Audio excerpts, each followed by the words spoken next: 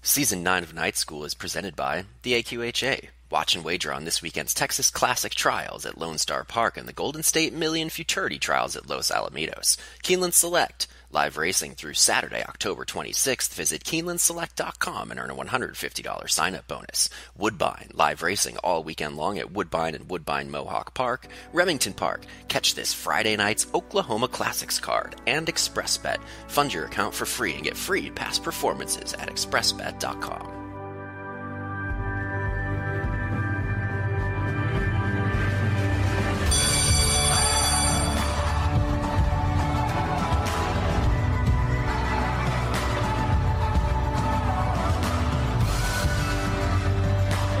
Horses have off days, and by looking at them before they actually get on the racetrack, you get an initial impression of which way they're leaning.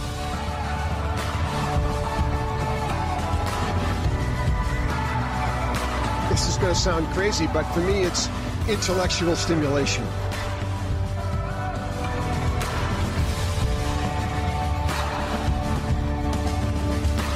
Class is now in session. It's time for Night School. Here are your hosts.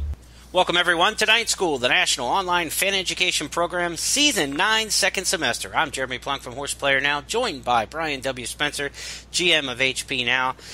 Well, we get on the couch tonight, Brian. We get to discuss our feelings, our problems. It's the psychology of the horse player. It's something that was really a night school hallmark early in the program. We started to do these, and we found that people loved them. They were absolutely popular.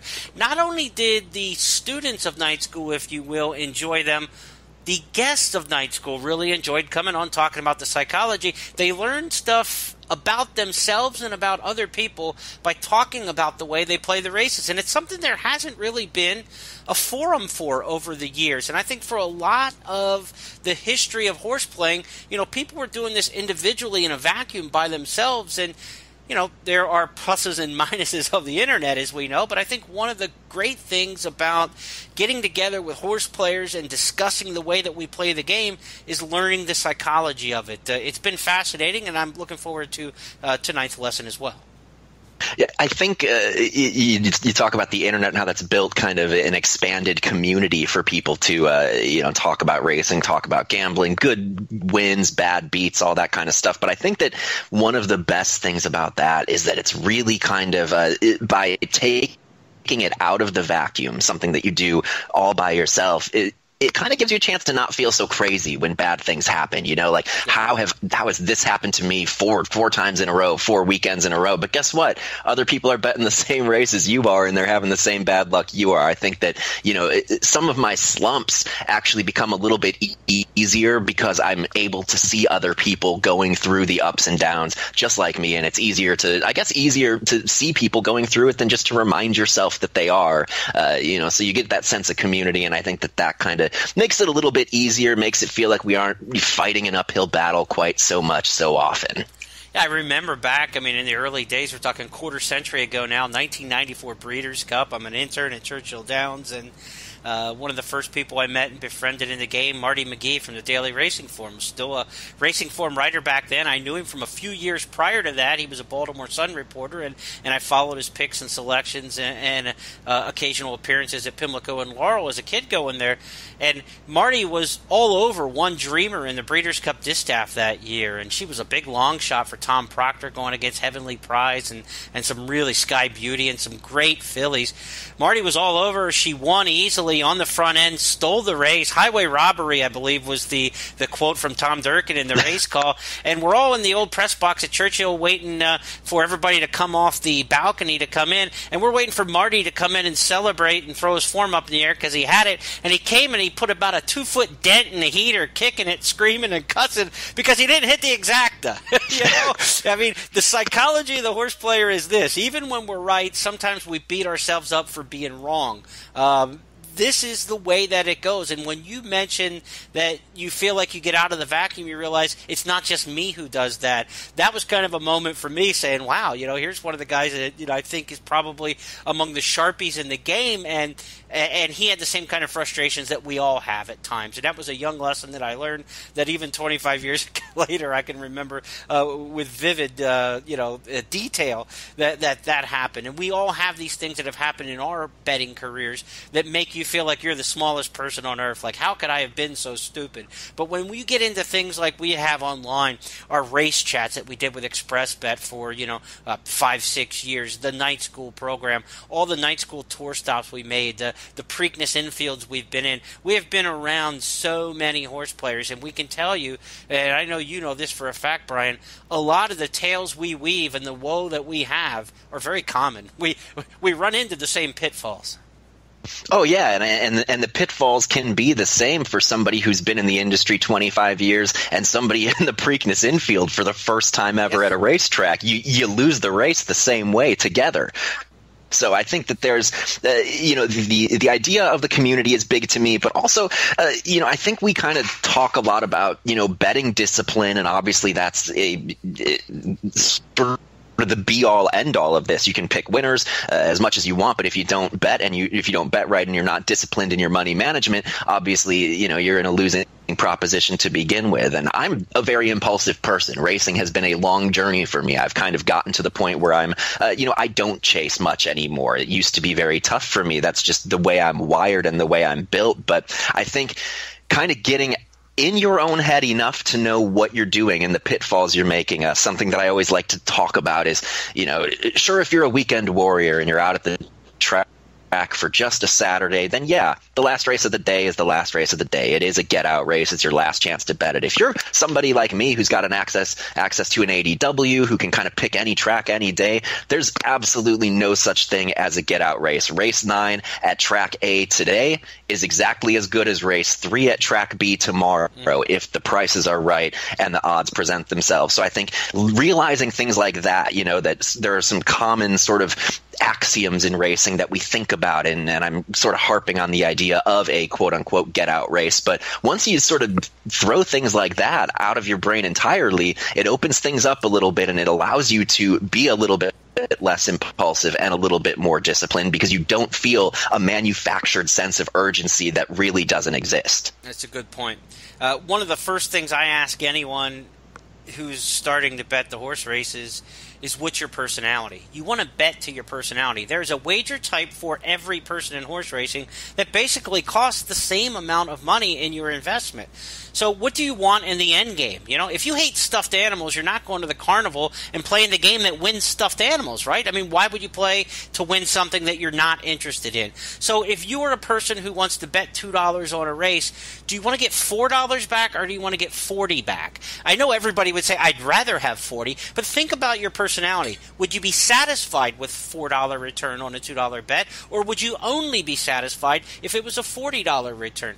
Basically, are you conservative, or are you a risk taker? Because that's really where you start, because you decide which kind of wagers you want to get into. If I have a $50 bankroll, I could be a small potatoes bettor with a $50 bankroll, but I could take 2 big shots during the course of the day that might make me $1,000 on that $50. Or I could take a bunch of little shots with that $50 that maybe I end up with 80 or 100 at the end of the day on a good day, and paid for my hot dogs and my ice creams and the good time that I had and my past performances and everything that goes with it, and be happy with it. But there are plenty of people in the world who would gamble $50, leave the track even as a winner with $80, and think it was a waste of time and it wasn't a good experience, because they're looking to hit the big one. They're not playing the $1 scratch-off ticket for the lottery. They're playing the $20 scratch-off ticket because they want that big prize. You've got to know your personality and bet to your personality. You understand this in horse racing. The only thing you risk different is your chance of winning.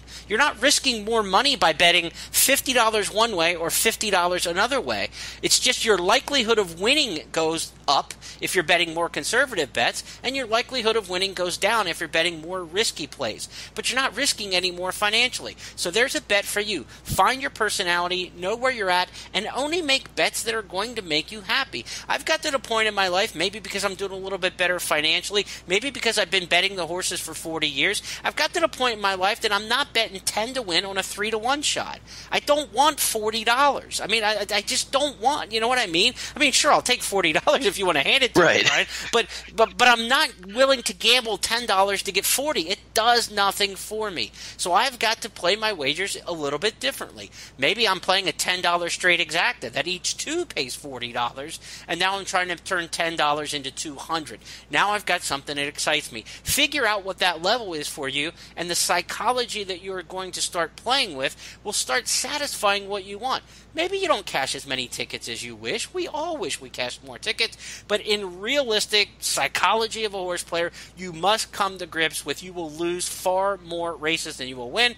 Just like a Major League Baseball player has to know he is going to make an out 7 out of 10 times. He is only going to hit 300 if he's a great player. Most are going to make more outs than that. It's the same way. You have got to be able to accept losing and losing streaks in the psychology of a horse player.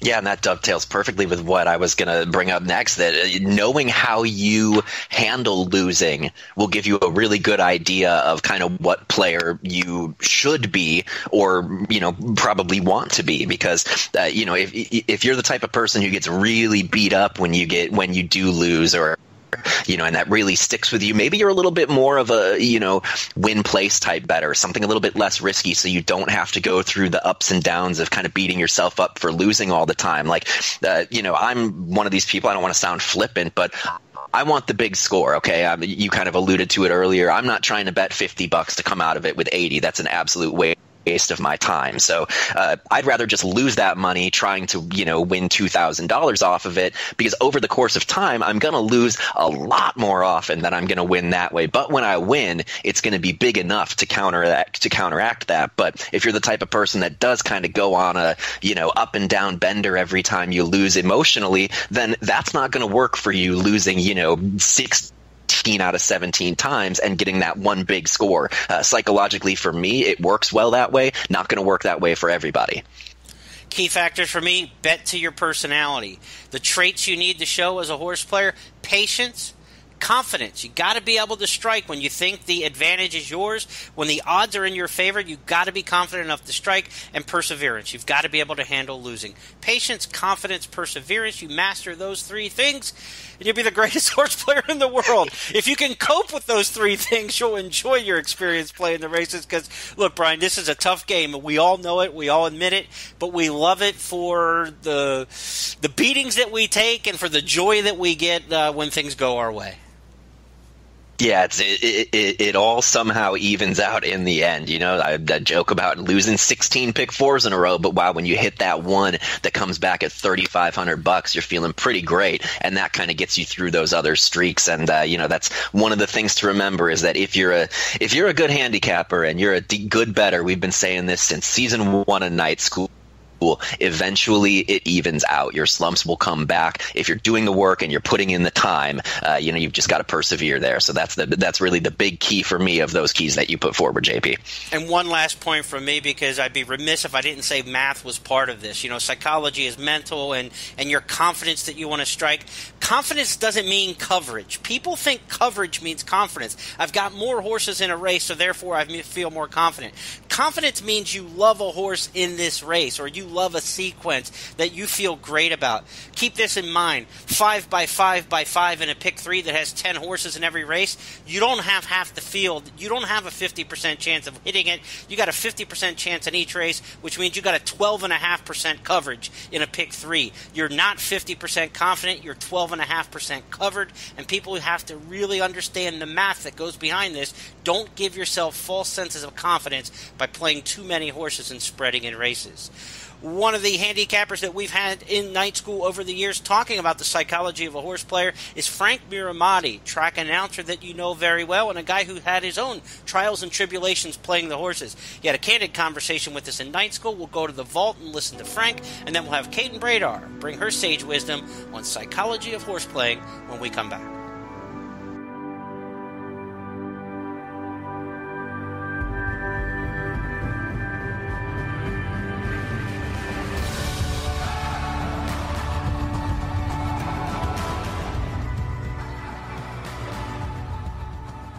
Pick, bet, and cheer on live racing from Woodbine and Mohawk Park.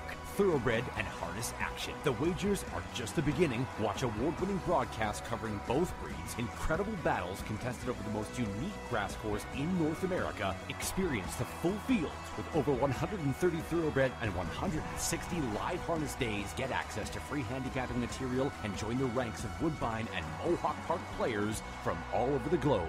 For more information, visit woodbine.com. Strategize, analyze, select.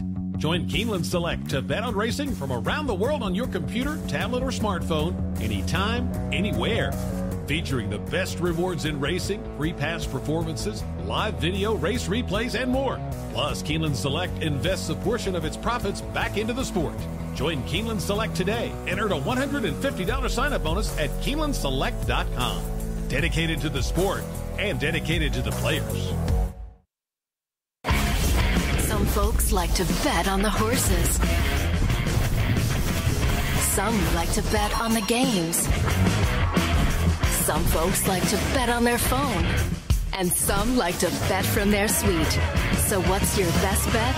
All of the above. No matter how you like to bet, Remington Park is your best bet yet. With world-class horse racing, OKC's newest casino, and online suite booking now available. Remington Park, it's your best bet yet.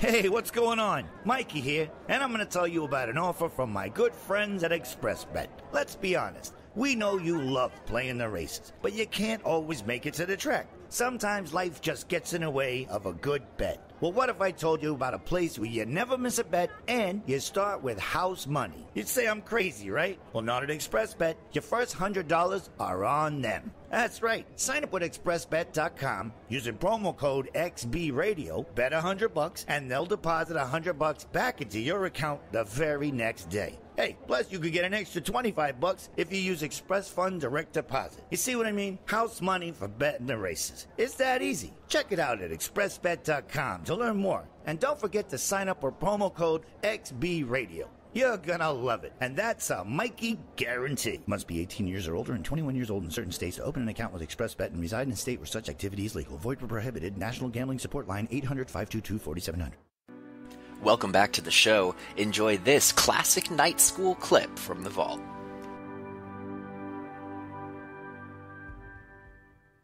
So the first thing I would ever say about betting in general on horses is, you know, we hear it so often.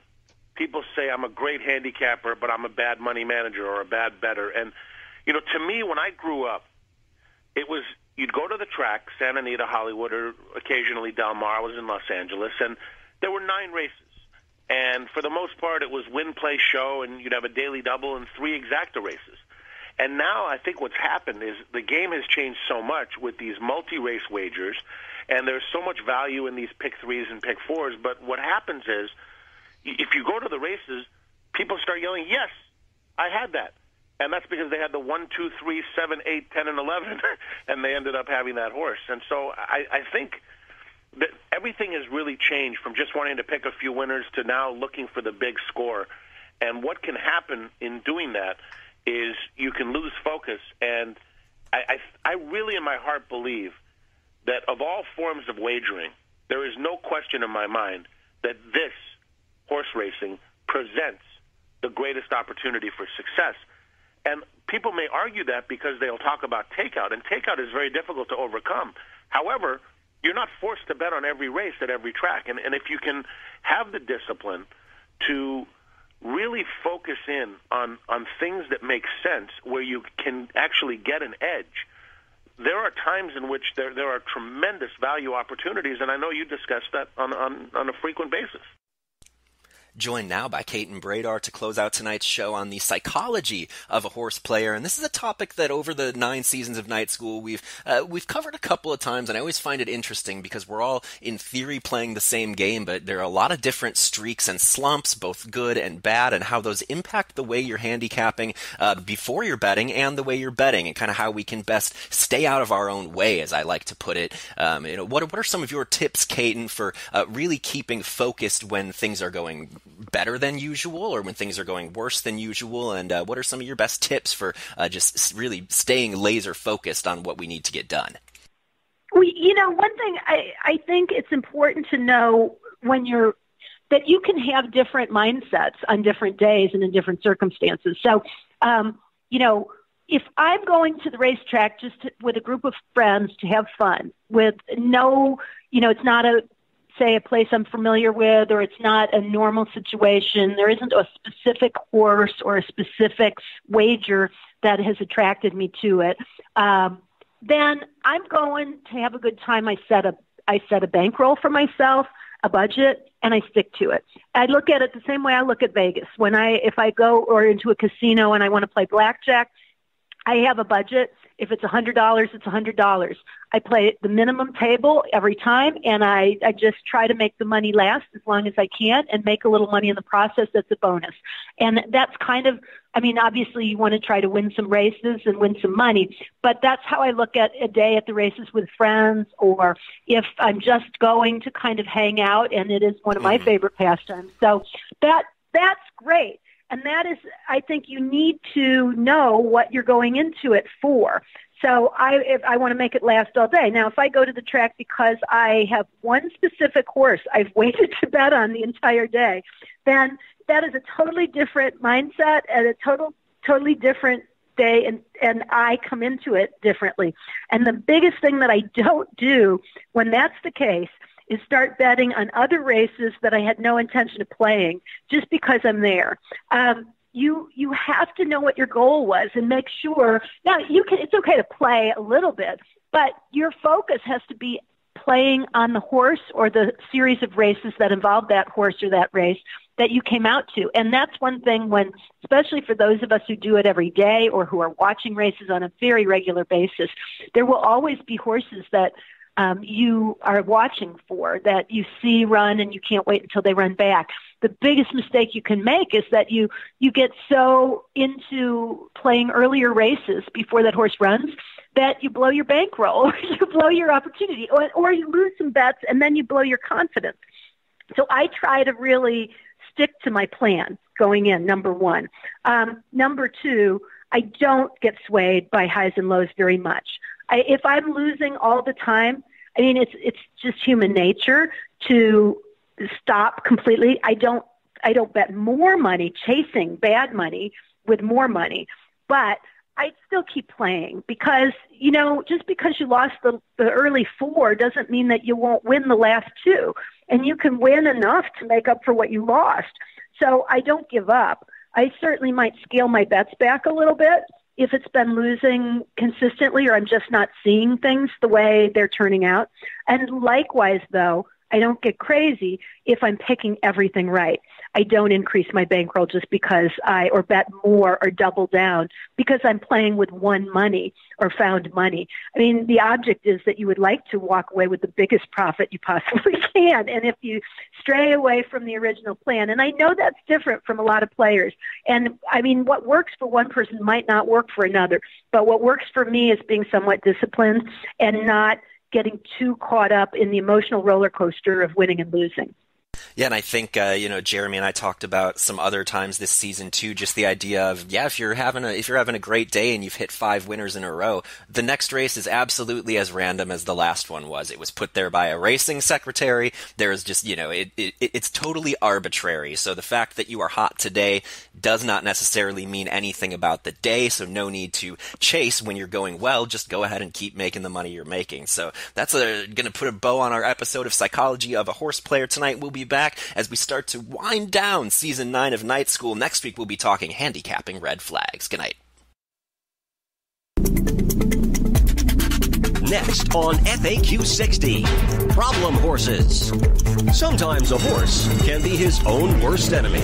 Other times, he's a victim of being in the wrong place at the wrong time. Determining which horses simply have bad luck and which ones are bad actors is the key to identifying problem horses. A horse who has trouble comments in more than half of his races is a red flag. Look for a common thread in the comments. Repeat comments can be a sign that the horse is a bad actor. Comments that mix offenses, bumped both sides start, or shied from rival can indicate simply bad racing luck. Also, notice if similar trouble comments appear when breaking from certain post positions, which can be a sign of a horse who has some self-made issues. This FAQ 60 is brought to you by AQHA Racing and Horse Player Now. Enjoy tonight's episode? Check out hundreds of past archives at Horse Player Now.